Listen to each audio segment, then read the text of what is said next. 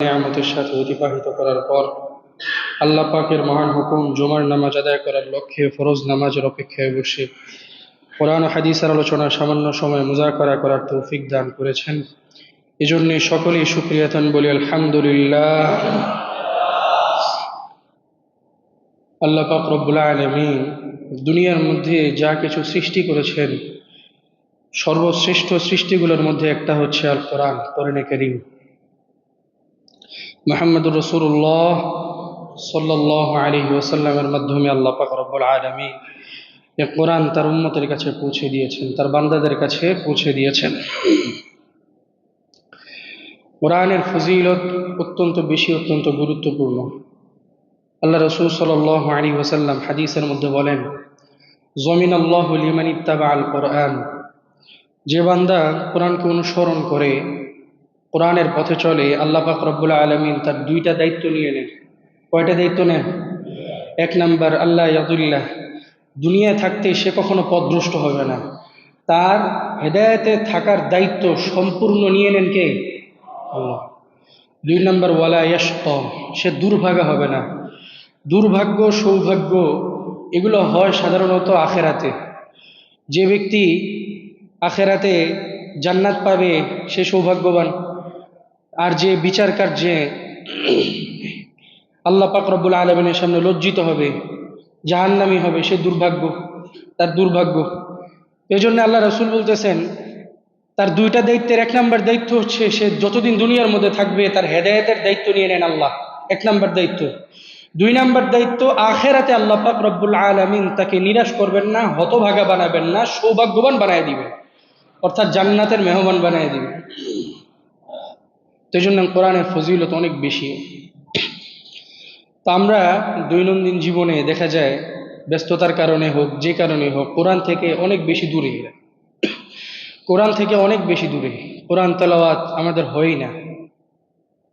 কোরআনের অনুসরণ তো অনেক অনেক অনেক দূরের কথা। রাষ্ট্রীয়ভাবে কোরআনের আইন চালু করার আগে ব্যক্তি জীবন, পারিবারিক জীবন, সামাজিক জীবনে কোরআন চালু করা দরকার। যখন কোনো বড় পর্যায়ের নেতা, নেতৃস্থানীয় লোকজন দেখবে যে আমার অধীনস্থ যারা আছে, আমার এলাকার লোকজন যারা আছে, সবাই কোরআনের উপর চলে, তখন না তার চিন্তা হবে কোরআনের আইন চালু করার। এখন যখন দেখে অধীনস্থরে কোরআন থেকে সর্বোচ্চ দূরে একদম, তাহলে তো তাদের মাথায় ওই চিন্তা আসবে না, দূরের কথা। তো এই জন্যে ব্যক্তি জীবন, পারিবারিক জীবনে সর্বপ্রথম কোরআনের চর্চা আগে চালু রাখা উচিত। এই জন্যে সবচেয়ে বেশি দরকার ঘরের মধ্যে কোরআন তেলাওয়াত করা, বাচ্চাদেরকে কোরআন শিখানো, বিবিকে কোরআন শিখানো, নিজে কোরআন তেলাওয়াত করা, কোরআন তেলাওয়াত না পারলে শিখা। কোরআন তেলাওয়াতের ব্যাপারে বা কোরআনের ব্যাপারে সর্বপ্রথম 11টা কথা শুনব। আল্লাহ পাক রব্বুল আলামিন সূরা শুআরার 192 নম্বর আয়াতের মধ্যে বলেন, ওয়া ইন্নাহু লাতানজিলু রাব্বিল আলামিন। এক নম্বর কথা, কোরআন নাজিল করেছেন কে? বিশ্ব জগতের প্রতিপালক আল্লাহ পাক রব্বুল আলামিন কোরআনকে নাজিল করেছে। দুই নম্বর কথা, নাযালা বিহির রূহুল আমিন। কোরআন নাজিল করেছেন, দুনিয়াতে পাঠিয়েছেন আল্লাহ পাক রব্বুল আলামিন হযরতে জিবরাইল আলাইহিস সালাতু ওয়াস সালামের মাধ্যমে। কার মাধ্যমে? কোরআন পাঠিয়েছেন কার মাধ্যমে? জিবরাইল আলাইহিস সালাতু ওয়াস সালামের মাধ্যমে। তিন নাম্বার, আলা কলবিকা লিতাকুনা মিনাল মুনযিরিন।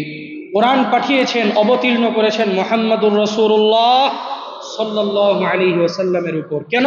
লিতাকুনা মিনাল মুনযিরিন, নবী যেন আপনি মানুষদেরকে সতর্ক করতে পারেন, জাহান্নাম থেকে মানুষদেরকে সতর্ক করে জান্নাতের পথে আনতে পারেন। তিন নম্বর কথা গেল। চার নম্বর কথা, বিলিসানিন আরবিয়্যিম মুবিন। কোরআনের ভাষা কি? উর্দু, ফার্সি নাকি ইংলিশ? আরবি। কোরআনের ভাষা কি? বিলিসানিন আরবিয়্যিম মুবিন, কোরআনের ভাষা আরবি। গেল 4 নম্বর। 5 নম্বর, কোরআন এমন এক গ্রন্থ যার অগ্রভাগে পিছন ভাগে কোনো দিক দিয়ে বাতিল কখনো প্রবেশ করতে পারে নাই, পারবেও না, অসম্ভব। আল্লাহ পাক রব্বুল আলামিন বলেন, লা ইয়াতিহিল বাতিল মিন বাইনি ইয়াদিহি ওয়ালা মিন খালফিহি। কোরআনের অগ্রভাগ দিয়ে পিছন ভাগ দিয়ে কখনো কোনো বাতিল প্রবেশ করতে পারে নাই, পারবেও না। তানজিলুম মিন হাকিমিন হামিদ। ও আমার বান্দারা শুনে নাও, এই কোরআন হচ্ছে সর্বশ্রেষ্ঠ, সবচেয়ে সকল জাহানের প্রতিপালক রব আল্লাহ পাক রব্বুল আলামিনের তরফ থেকে নাজিল। কোরআন কার তরফ থেকে? সুতরাং এর ভিতরে কোনো বাতিল প্রবেশ করার কোনো সম্ভাবনা নেই। 6 নাম্বার কথা, কোরআনের বিরুদ্ধে যত যুক্তি এসেছে সব যুক্তি মুখ থুবড়ে পরাস্ত হয়ে গিয়েছে, কোনো যুক্তি টেকে নেই। আল্লাহ রাসূল সাল্লাল্লাহু আলাইহি ওয়াসাল্লাম যখন কোরআন এনেছেন তখন মক্কার কাফেররা কোরআনের হুকুমের ব্যাপারে অনেক বেশি বেশি যুক্তি দিয়েছেন, কোরআনের হুকুমের বিরুদ্ধে যুক্তি পেশ করতেন। আল্লাহ পাক রব্বুল আলামিন 19 নম্বর পারার মধ্যে বলেন, ওয়ালা ইয়াতুনাকা বিমাসালিন ইল্লা জিনাকা বিল হাক্কি ওয়া আহসানা তাফসীরা। ও নবী, তারা আপনার কাছে যত যুক্তি পেশ করুক না কেন, যুক্তিটা যত সুন্দর হোক না কেন, এর বিরুদ্ধে আমি আল্লাহ পাক রব্বুল আলামিন কোরআনের মধ্যে সর্বোত্তম যুক্তি, সর্বোত্তম ব্যাখ্যা আমি দান করে দিয়েছি। তাহলে কোরআন সর্বোত্তম ব্যাখ্যা, এর বিরুদ্ধে যত যুক্তি আসছে কোনো যুক্তি টিকতে পারবে? কয় নাম্বার কথা গেল?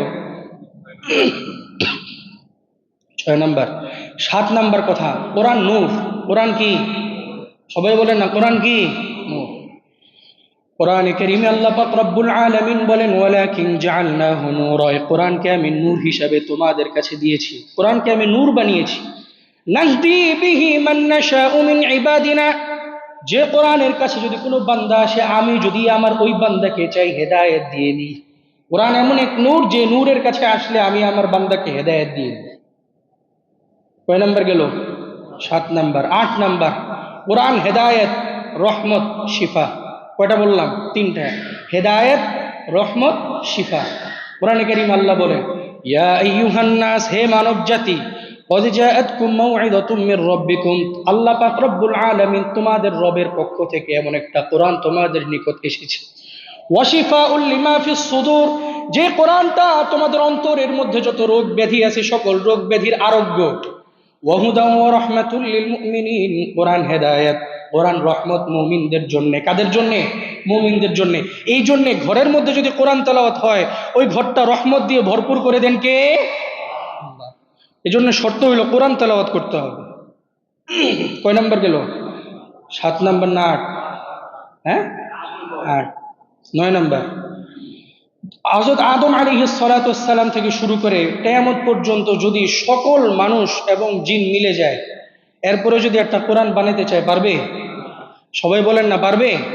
এজন্য আল্লাহ পাক রব্বুল আলামিন কোরআনে কারীমে 15 নম্বর পারার মধ্যে বলেন, কুল্লা ইন ইজতামাআতিল ইনসু ওয়াল জিন্নু আলা আন ইয়াতু বিমিসলি হাদাল কুরআন, কুল্লা ইন ইজতামাআতিল ইনসু ওয়াল জিন, ও নবী আপনি জানায়া দেন, লা ইন ইজতামাআতিল ইনসু ওয়াল জিন, মানুষ এবং জিন জাতি সকলে মিলে যদি একত্রিত হয়ে যায়, আলা আন ইয়াতু বিমিসলি হাদাল কুরআন, এই কোরআনের মতো আরেকটা কোরআন তৈরি করার জন্য, লা ইয়াতুনা বিমিসলিহি ওয়ালাউ কানা বা'দুহুম লিবা'দিন যাহিরা, কশিনকালে কোরআনের মতো আরেকটা কোরআন আনতে পারবে? ওয়ালাউ কানা বা'দুহুম লিবা'দিন যাহিরা, যদি মানুষ জিন একে অপরকে সহযোগিতা করে তারপরেও, বলেন না, তারপরেও পারবে না, অসম্ভব।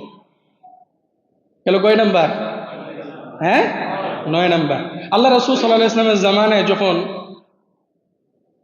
কোরআনের ওহী নাজিল হইতো, আল্লাহ রাসূল সাল্লাল্লাহু আলাইহি ওয়াসাল্লাম যখন কোরআন তেলাওয়াত করে শুনাইতেন, তখন তারা তো বিভিন্ন উল্টাপাল্টা কথাবার্তা বলতো, যে মুহাম্মদুর রাসূলুল্লাহ কোরআন নিজে বানাইছে। নাউজুবিল্লাহ বলেন না, এই কোরআন মুহাম্মদুর রাসূলুল্লাহ নিজে বানায় আনছে। এই জন্যে 10 নাম্বার কথা, আল্লাহ পাক রব্বুল আলামিন 12 নাম্বার পারার মধ্যে বলেন, আম ইয়াকুলুনা ইফতারা, ও নবী তারা আপনাকে অপবাদ দেয়, মিথ্যা অপবাদ দেয়, আপনি নাকি এই কোরআনকে রচনা করেছেন। কুল ফাতু, ও নবী আপনিও তো মানুষ, তারাও তো মানুষ, তাহলে আপনি তাদেরকে ঘোষণা করে দেন, কুল ফাতু বিআশরি সুওয়ারিন, বেশি কিছু দরকার নাই। কোরআনে আল্লাহ পাক রব্বুল আলামিন 114টা সূরা নাযিল করেছেন। কয়টা? 114টা সূরা নাযিল করেছেন, বেশি দরকার নাই। কোরআনে এই সূরাগুলোর মতো 10টা সূরা তোমরা নিয়ে আসো। কয়টা সূরা? আমিও তো মানুষ, যেহেতু আমি বানাইছি তোমরাও পারবা। কি বলেন? এই জন্য আল্লাহ রাসূল সাল্লাল্লাহু আলাইহি ওয়াসাল্লাম চ্যালেঞ্জ ছড়ে দিয়েছে, যে আমি বানাইছি তোমরাও 10টা সূরা বানায় নিয়ে আসো। পারছে? জোরে বলেন না, পারছে? পারে না। আচ্ছা 10টা সূরা পারো নাই, ঠিক আছে, একটা পারো। একটা সূরা বাকারার মধ্যে আল্লাহ বলেন, ওয়া ইন কুনতুম ফি রাইবিম মিম্মা নাযালনা আলা আবদিনা, আমি তোমাদের উপর যে কোরআনকে নাজিল করেছি সেই কোরআনের ব্যাপারে যদি তোমরা সন্দিহান হয়ে থাকো, ফাতু বিসূরাতিম মিন মিসলি, ছোট্ট একটা সূরা তোমরা বানায় নিয়ে আসো। কয়টা সূরা? প্রথমে বলছিল 10টা, পারছে? পারেনি। পরে বলছে একটা সূরা কাউসারের মতো একটা সূরা বানিয়ে নিয়ে আসো। পারছে? পারেনি। এই জন্য মেরে মুহতারাম হাজিরিন, কোরআনের মতো কোন সূরা এই পর্যন্ত কোন কাফের, কোন মুশরিক, কোন পণ্ডিত এই পর্যন্ত বানায় আনতে পারে? কোরআনের অনেক বড় মুজিজা। 11 নম্বর কথা, কোরআন নাজিল করেছেন কে? জোরে বলেন না, কে নাজিল করেছে? হেফাজতের দায়িত্ব কার? কোরআনে কারীমে আল্লাহ বলেন, ইন্না নাহনু নাযালনা যিকরা, কোরআনকে আমি আল্লাহ পাক রব্বুল আলামিন নাজিল করেছি, ওয়া ইন্না লাহু লাহাফিজুন, এই কোরআনকে হেফাজতের দায়িত্ব আমি আল্লাহর। কোরআনকে আমি নিজে আল্লাহ হেফাজত করব। এই জন্য কিয়ামত পর্যন্ত কেউ যদি কোরআনের অগ্রভাগে, পিছন ভাগে যদি কোনো বাতিল প্রবেশ করতে চায়, সম্ভব হবে না, পারবে না। কারণ এই হেফাজতের দায়িত্ব কার? এই গেল কোরআন নিয়ে প্রাথমিক 11টা কথা। এবার কোরআন তেলাওয়াতের কিছু ফজিলত শুনি। আল্লাহ পাক রব্বুল আলামিন সূরা ফাতিরের মধ্যে বলেন, ইন্নাল্লাযীনা ইয়াতলুনা কিতাবাল্লাহ, নিশ্চয়ই যারা আল্লাহ পাক রব্বুল আলামিনের কিতাব তেলাওয়াত করে, আল্লাহর কোরআন তেলাওয়াত করে, ওয়া আকামুস সালাত, আল্লাহ পাক রব্বুল আলামিনের দেয়া বিধিবিধান 5 ওয়াক্ত নামাজে নামাজ কায়েম করে, ওয়া আনফাকু মিম্মা রাযাকনাহুম সিররা ওয়া আলানিয়া, আমি আল্লাহ পাক রব্বুল আলামিন তাদেরকে যে সম্পদ দান করে, যে সে সম্পদ থেকে সিররা ওয়া আলানিয়া, গোপনে এবং প্রকাশ্যে দান করে, গোপনে এবং প্রকাশ্যে আল্লাহর রাস্তায় দান করে। ইয়ারজুনা তিজারাতান লাম তাবুর, তারা এমন এক ব্যবসার নিয়ত করে, এমন এক ব্যবসার আশা করে যে ব্যবসার লাভ কোনোদিন ধ্বংস হয় না, কোনোদিন লাভ ধ্বংস হয় না। এমন এক ব্যবসা তারা করতেছে যে ব্যবসার লাভ কোনোদিন ধ্বংস হয় না। লিওয়াফিয়াহুম উজুরাহুম, আল্লাহ পাক রব্বুল আলামিন যে বান্দা কোরআন তেলাওয়াত করে, যে বান্দা নামাজ কায়েম করে, যেই বান্দা গোপনে এবং প্রকাশ্যে দান করে, সেই বান্দার প্রতিদান সম্পূর্ণ পরিপূর্ণ করে দিবেন। ওয়ায়াজিদুহুম মিন ফাদলি, আল্লাহ পাক রব্বুল আলামিন তার মর্যাদা 1000 গুণে বৃদ্ধি করে দিবেন। বলেন না সুবহানাল্লাহ।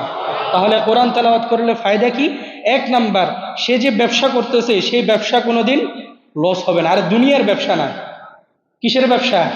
আখিরাতের ব্যবসা। কিসের ব্যবসা? আখিরাতের ব্যবসা।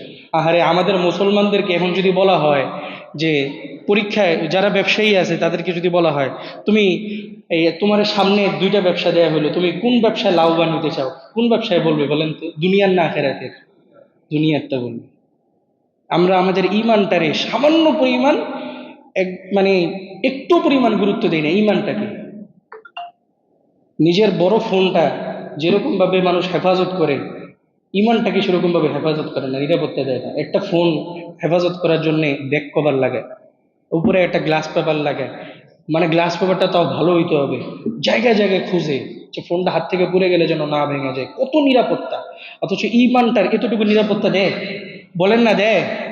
ইয়াতি আলান নাসি জামান আস-সাবিরু ফীহিম আলা দীনিহি কাল কাবিজি আলাল জাম, এমন একটা সময় আসবে এই হাতের মুষ্টির মধ্যে জ্বলন্ত অঙ্গার ধরে রাখা সহজ হবে, ঈমান ধরে রাখা কঠিন হয়ে যাবে বান্দার। আল্লাহ আল্লাহ পাক রব্বুল আলামিন আমাদের সকলকে আখিরাতের ব্যবসায় সফল হওয়ার তৌফিক দান করেন। গেল কয় নাম্বার? ফজিলত গেল কয় নাম্বার? 1 নাম্বার।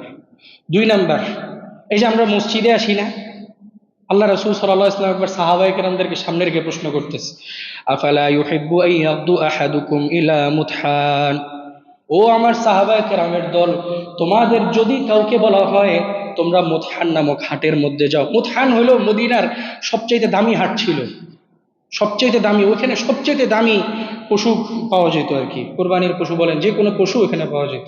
ধরেন আমাদের বাংলাদেশে এখন গাবতলী হাট বলা যায়, মানে সবচেয়ে দাম না, গাবতলী সাদেক এগ্রো মানে সবচেয়ে দামি এখন করতে পারেনি, ওইখানে কোটি কোটি টাকার এই ছাগল গরু এগুলো পাওয়া যায় না, সাদেক এগ্রো। ধরেন আল্লাহ রাসূল সাল্লাল্লাহু আলাইহি ওয়াসাল্লাম প্রশ্ন করতেছে, তোমাদের মধ্যে কি এমন কেউ আছো নাকি যে পছন্দ করো আইয়াগদু আহাদুকুম ইলা মুতহান নামক হাটের মধ্যে যাবা, ফায়াতি মিন হুনাকাতাইনি ফি সাবিলিল্লাহ, 2টা উট কিংবা আল্লাহর রাস্তায় 2টা উট সদকা করে দিবা। আমার কথা বুঝে আসছেন? তোমাদের মধ্যে কি এমন কেউ আছো নাকি যে ব্যক্তি পছন্দ করো মুতহান নামক হাটের মধ্যে যাইবা, ওই হাটের মধ্যে যায় 2টা উট কিনে আল্লাহর রাস্তায় সদকা করে দিবা? তোমরা পছন্দ করো কিনা? আমরা পছন্দ করি না? এই আমরা চাই কি চাই না যে 2টা উট কিনে আল্লাহর রাস্তায় সদকা করে দিব যদি আমার টাকা পয়সা থাকে? আমরা চাই না? সবাই বলে না, চাই কি চাই না? এবার আল্লাহ রাসূল বলতেছে, আফালা ইয়াগদু আহাদুকুম ইলাল মসজিদ, এত কষ্ট করা দরকার নেই, মুতহান নামক হাটে যাওয়া দরকার নেই, মসজিদে আসো, আসার সময় মসজিদের মধ্যে বসো, ফায়ালামু আয়াতাইনি মিন কিতাবিল্লাহ, আল্লাহ পাক রব্বুল আলামিনের কোরআন থেকে দুইটা আয়াত শিখো। কয়টা আয়াত? মাত্র দুইটা আয়াত।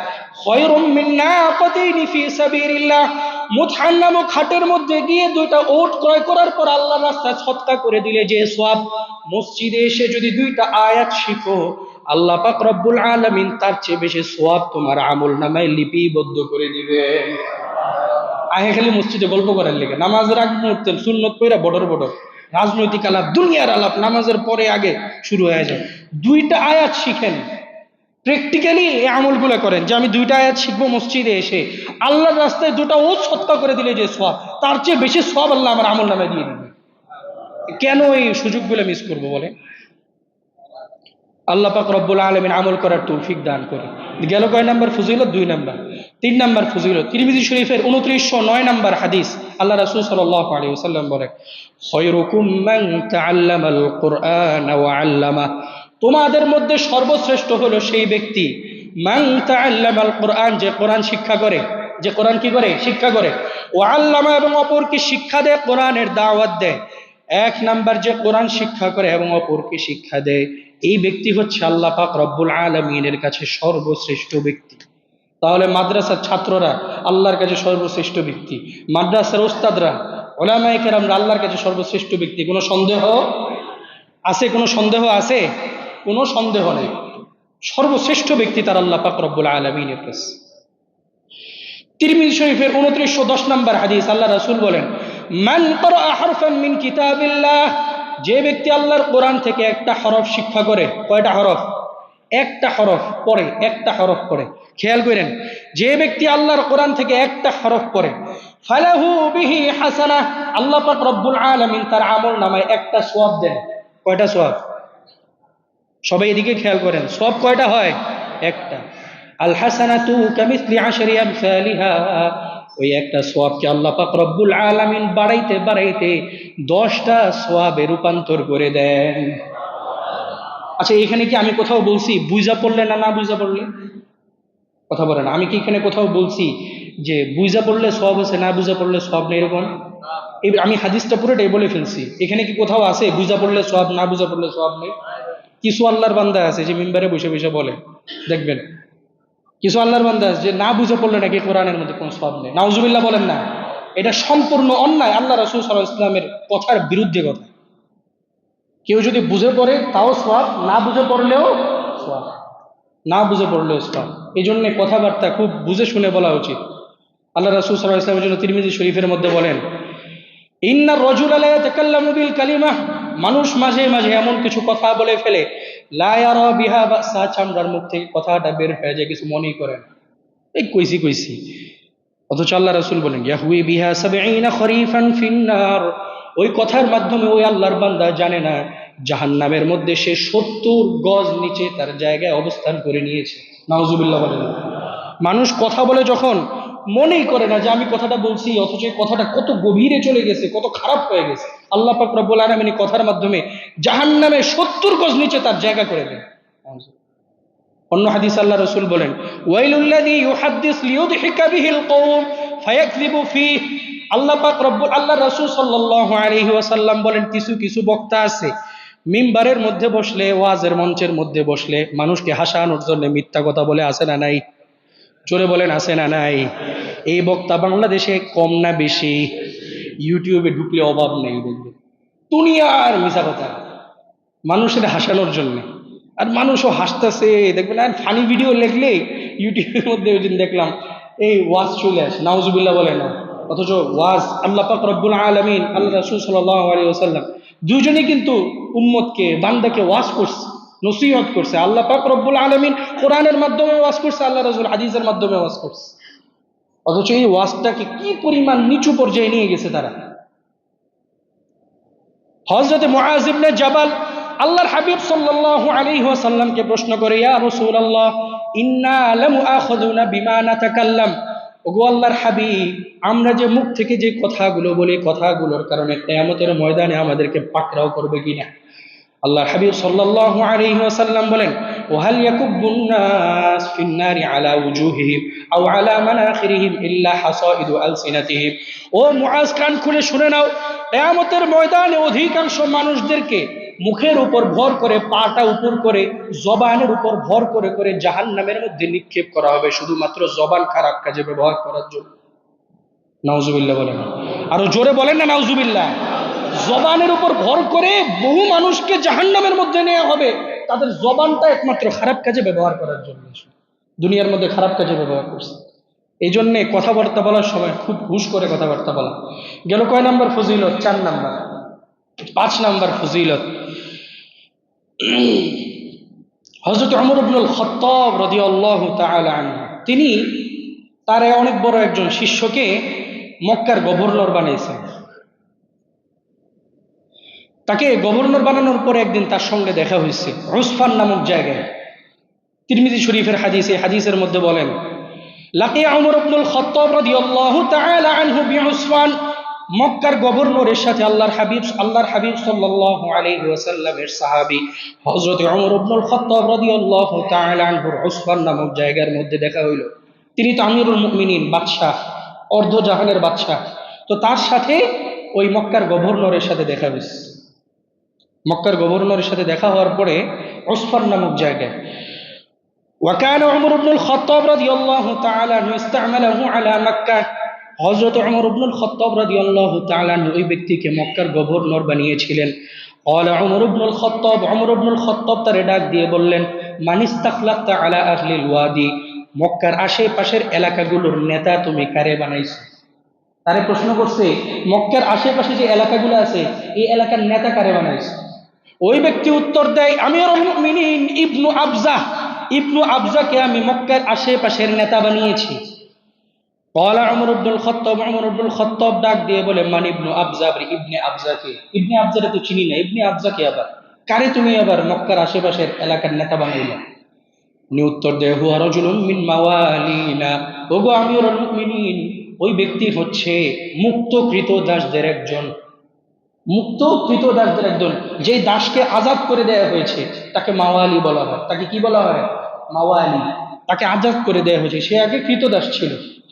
ওমর ইবনুল খাত্তাব রাদিয়াল্লাহু তাআলা আনহু বলেন, ফাস্তাখলাফতা আলাইহিম মাওলান, আরে একজন মাওয়ালিকে তুমি নেতা বানিয়ে দিলা? ওমর ইবনুল খাত্তাব বলতেছে, বলার মাকসাদ দাসকে ছোট করা না, মানে তার লেখাপড়া আছে নাকি তার যে নেতা বানিয়ে দিয়েছো?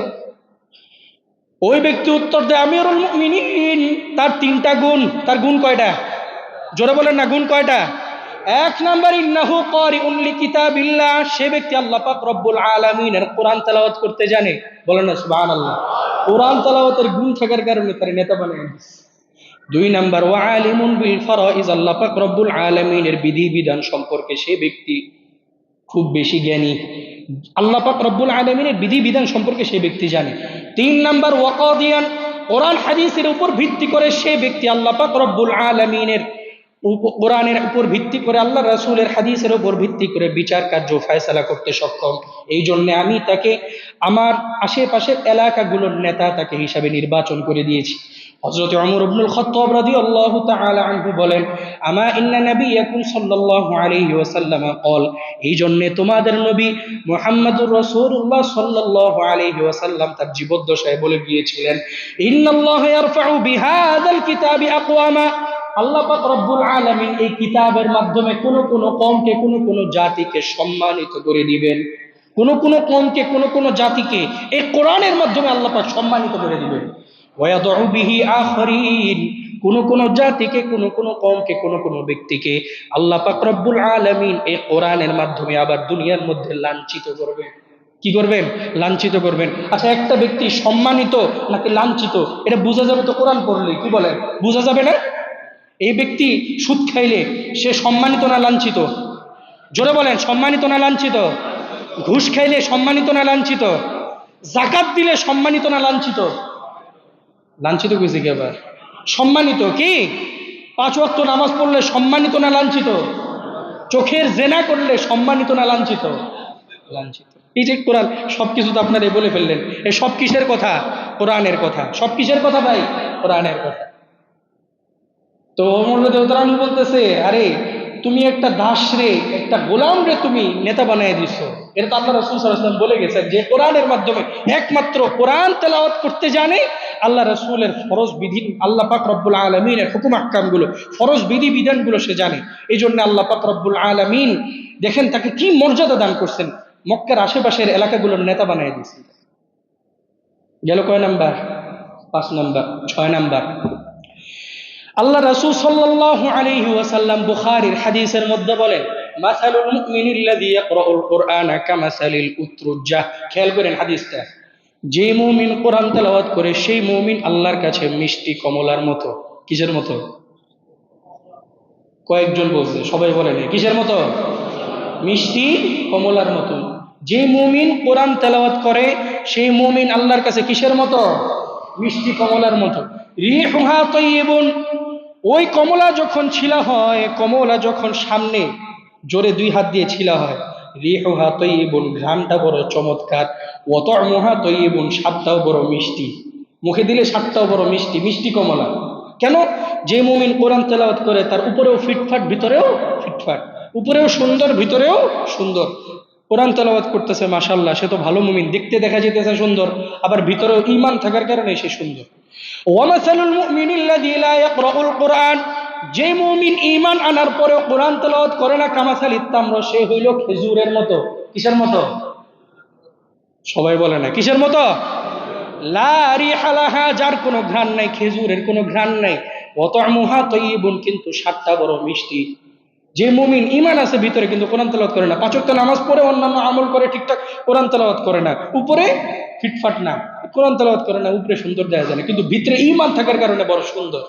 খেজুরের ঘ্রাণ আছে? খেজুরের ঘ্রাণ নেই।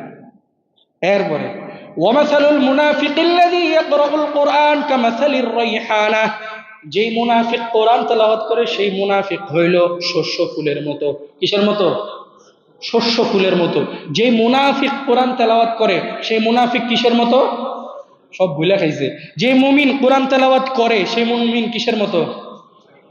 সবাই বলে না কিসের মতো? যে মুমিন কোরআন তেলাওয়াত করে না সেই মুমিন কিসের মতো? খেজুরের মতো। যে মুনাফিক কোরআন তেলাওয়াত করে সেই মুনাফিক কিসের মতো? শস্য ফুলের মতো। রিহুহা তাইয়িবুন ওয়া তা'মুহা মুররুন, তার ঘ্রাণটা বড় চমৎকার, ওয়া তা'মুহা মুররুন, কিন্তু স্বাদটা তিতা। সরিষা ফুল খাইছেন? মুখে দেওয়া যায়, চাবাইলে দেখবেন খুব তিতা, কিন্তু ঘ্রাণটা বড় সুন্দর। এই জন্যে মানে বুঝাইতেছে একজন মুনাফিক কোরআন তেলাওয়াত করতেছে, দেখতে বড় সুন্দর, কিন্তু ভিতরে সদরঘাট, উপরে ফিটফাট, ভিতরে কি সদরঘাট, মানে ভিতরে কিছু নেই। ঈমান না থাকলে তো ভিতরে কিছুই নেই তার। ওয়ামাসালুল মুনাফিকিল্লাযী লা ইয়াকরাউল কুরআন, যে মুনাফিক কোরআন তেলাওয়াত করে না, কামাসালিল হানজালা, সে মুনাফিক হইল গন্ধম ফুলের মতো। কামাল, কালাম, ওই কি জানি, কালাম না, মাকাল, মাকাল, মাকাল ফল নাম শুনছেন? হ্যাঁ, মাকাল ফল নাম শুনেন নাই? মাকাল ফলের মতো। লা রিহা লাহা ওয়া তা'মুহা মুররুন, তার কোনো ঘ্রাণও নাই, স্বাদটাও বড় তিতা। ঘ্রাণও নাই, স্বাদটাও বড় কি তিতা। মানে মুনাফিক আবার কোরআন তেলাওয়াত করে না, উপরেও সুন্দর দেখা যায় না, ভিতরেও সুন্দর না, সে হলো মাকাল ফলের মতো, যার উপরেও কোনো ঘ্রাণ গন্ধ কিচ্ছু নেই, আবার ভিতরে তিতা। তাহলে 1 নাম্বার, যে মুমিন কোরআন তেলাওয়াত করে সে মুমিন কিসের মতো? জোরে বলেন কিসের মতো? আর যে মুমিন কোরআন তেলাওয়াত করে না সে মুমিন কিসের মতো? হ্যাঁ, যে মুনাফিক কোরআন তেলাওয়াত করে সে মুনাফিক কিসের মতো? সরিষা ফুলের মতো। আর যে মুনাফিক কোরআন তেলাওয়াত করে না সে কিসের মতো? মাকাল ফলের মতো। বুঝা গেছে আমার কথা? এই জন্য আমরা কি হইতে চাই? কমলা, শুধু কমলা না, কিসের মতো? মিষ্টি কমলার মতো হইতে চাই। আল্লাহ পাক রব্বুল আলামিন আমাদের সকলকে মিষ্টি কমলার মতো হওয়ার তৌফিক দান করে। কয় নাম্বার ফজিলত গেল? হ্যাঁ, 6 নাম্বার ফজিলত। 7 নাম্বার ফজিলত, আল্লাহ রাসূল সাল্লাল্লাহু আলাইহি ওয়াসাল্লাম বলেন, দুনিয়ার মধ্যে কিছু লোক আছে না, এমপির লোক, মন্ত্রীর লোক, কাউন্সিলরের লোক, এরা যখন কোনো এই প্রোগ্রামের মধ্যে যায়, কোনো জায়গার মধ্যে যায়, আগে স্থান পায় না, আগে একটা জায়গা পায়, সুন্দর একটা জায়গা পায়, এদের সম্মানটা কত বেশি। আল্লাহ রাসূল সাল্লাল্লাহু আলাইহি ওয়াসাল্লাম বলেন, ইন্না লিল্লাহি আহলিনা মিনান নাস, মানুষদের মধ্যে কিছু মানুষ আছে আল্লাহ পাক রব্বুল আলামিনের লোক। কার লোক? জোরে বলেন না, কার লোক? আল্লাহর লোক। দেখবেন দুনিয়ার মধ্যে পরিচয় দিতে খুব মজা পায়, আমি এমপির লোক, মন্ত্রীর লোক, স্বাভাবিক, এই পরিচয় দিলে একটু সামনে জায়গা দিবে, পরিচয় দিলে একটু সম্মানটা বেশি করবে, এই চিন্তা। অথচ আল্লাহ পাক, আল্লাহ রাসূল সাল্লাল্লাহু আলাইহি ওয়াসাল্লাম বলতেছে, দুনিয়ার মধ্যে কিছু মানুষ আছে কার লোক? জোরে বলেন না, কার লোক? হুম আহলুল কোরআন, তারা হইল কোরআনওয়ালা, কোরআনওয়ালা। হুম আহলুল্লাহ, আহলুল্লাহ, হুম আহলুল্লাহ, আহলুল কোরআন, তারা হইল কোরআনওয়ালা। কোরআনওয়ালার হইল আল্লাহ পাক রব্বুল আলামিনের লোক, ওয়া খাসাতুহু, আল্লাহ পাক রব্বুল আলামিনের বিশেষ ব্যক্তি। যারা কোরআনওয়ালা তারা কার লোক?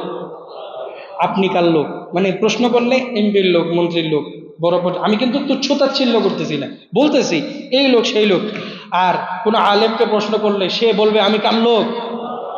জোরে বলেন না, কার লোক? আমরাও আল্লাহর লোক হইতে চাই না ইনশাআল্লাহ? কোরআন তেলাওয়াত করবো তো ইনশাআল্লাহ? জোরে বলি, কোরআন তেলাওয়াত করবো তো ইনশাআল্লাহ? আল্লাহ পাক রব্বুল আলামিন আমল করার তৌফিক দান করুন। কয় নাম্বার ফজিলত? 7 নাম্বার। 8 নাম্বার, আল্লাহ রাসূল সাল্লাল্লাহু আলাইহি ওয়াসাল্লাম বলেন, ইন্না মিন ইজলালিল্লাহ, 3 ব্যক্তির কথা আল্লাহ রাসূল সাল্লাল্লাহু আলাইহি ওয়াসাল্লাম হাদিসের মধ্যে বললেন, ইকরামাদিশ শাইবাতিল মুসলিম, নেককার সাদা দাড়িওয়ালা ব্যক্তিকে সম্মান করা। কি ব্যক্তি? নেককার সাদা দাড়িওয়ালা ব্যক্তি। কারণ সাদা দাড়িওয়ালা ব্যক্তি হইলেই হয় না, সাদা দাড়িওয়ালা সুদখোর আছে না নাই? সাদা দাড়িওয়ালা অর্থ পাচারকারী আছে না নাই? বহু আছে। এই জন্য শুধু সাদা দাড়িওয়ালা হইলেই হবে না। ইকরামাদিশ শাইবাতিল মুসলিম, 1 নাম্বার, যে ব্যক্তি খোদা ভীরু, সাদা দাড়িওয়ালা খোদা ভীরুকে সম্মান করা। 2 নাম্বার, ওয়া হামিলিল কোরআন, কোরআনওয়ালাকে সম্মান করা। 3 নাম্বার, ওয়া ইকরামাদিস সুলতানিল মুকসিত, ন্যায়পরায়ণ শাসককে সম্মান করা। ইন্না মিন ইজলানিল্লাহ, এই 3 ব্যক্তিকে সম্মান করা মানে স্বয়ং আল্লাহ পাক রব্বুল আলামিনকে সম্মান করা। এত আস্তে সুবহানাল্লাহ, আরো জোরে সুবহানাল্লাহ। এই ব্যক্তিদেরকে সম্মান করা মানে কাদেরকে সম্মান করা? কাকে সম্মান করা? আল্লাহকে সম্মান করা। আল্লাহ পাক আমাদের সকলকে সম্মান করার তৌফিক দান করুন, নিজেরাও সম্মানিত হওয়ার তৌফিক দান করুন। কয় নাম্বার গেল? 8 নাম্বার। 9 নাম্বার, কিয়ামতের ময়দানে হাফেজকে যখন জান্নাতে প্রবেশ করানো হবে, তাকে সামনে দাঁড় করানো হবে। দাঁড় করে তাকে বলা হবে, ক্বালু লি সাহিবিল কোরআন, হাফেজ সাহেবকে ডাক দিয়ে আল্লাহ পাক রব্বুল আলামিন বলবেন, ইকরা, কোরআন তেলাওয়াত করো। ওয়ার্তাকি, একটা একটা করে কোরআন তেলাওয়াতের একটা একটা কোরআনের আয়াত পড়ো, একটা একটা করে মর্যাদার উপরে উঠো। একটা করে কোরআন তেলাওয়াত আয়াত পড়বা, একটা করে মর্যাদার উপরে উঠতে থাকবে। ওয়ারাত্তিল কামা কুনতা তুরাত্তালু ফিদ দুনিয়া, এমন ভাবে কোরআন তেলাওয়াত করো তারতিলের সাথে, দুনিয়ার মধ্যে যে এরকম তারতিলের সাথে কোরআন তেলাওয়াত করতা, এইভাবে কোরআন তেলাওয়াত করো। আমার কথা বুঝে আসছে? কিল্লিকে বললাম, বারবার কেন বলতেছি দেখেন, যেইভাবে কোরআন তেলাওয়াত দুনিয়ার মধ্যে করতে সেইভাবে এখানে করো। আপনি যদি দুনিয়ার মধ্যে আলহামদু করে কইতেন, তাহলে ওই জায়গায় এমনি পড়বেন আর ফেরেশতা খাইবেন বাড়ি। আলহামদু কইছেন কে? আলহামদু কিল্লিকে কইছেন খাইবেন বাড়ি, ওই সময় আর উপরে উঠতে দিব না, আরো নিচে নামাইব। আলহামদু শব্দের অর্থ কি? সকল প্রশংসা কার জন্যে? আল্লাহর জন্য। আর আলহামদু অর্থ কি জানেন? এটা না বলাই ভালো, মানে একটা খারাপ অর্থ, আল্লাহর জন্য খারাপ। তা আপনি কি নামাজের দ্বারা আল্লাহ সুনাম করলেন না বদনাম করলেন? কথা বলে না। আল্লাহ সুনাম করলেন না বদনাম করলেন? প্রশংসা করলেন না নিন্দা করলেন? নিন্দা করলেন।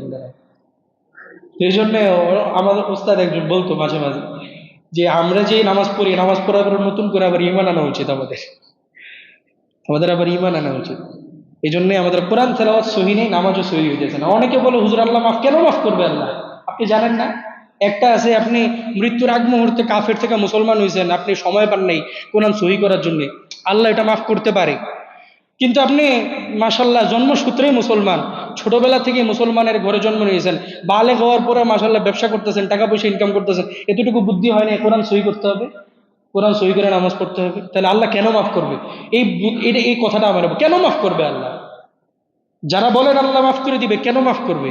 এখানে আল্লাহ তো বলে দিয়েছে, এখন তো আপনি শুনছেন, এরপরও যদি কোরআন সহি না করেন আল্লাহ পাক ধরে ফেলবেন। এই জন্যে যে ব্যক্তি হাফেজ, তার ডাকা হবে, ডাকার পরে জিজ্ঞাসা করবে, বলবে যে তুমি কোরআন তেলাওয়াত করো, একটা করে কোরআনের আয়াত পড়ো, একটা করে একটা তপকা তপকা করে জান্নাতের মধ্যে উপরে উঠতে থাকো।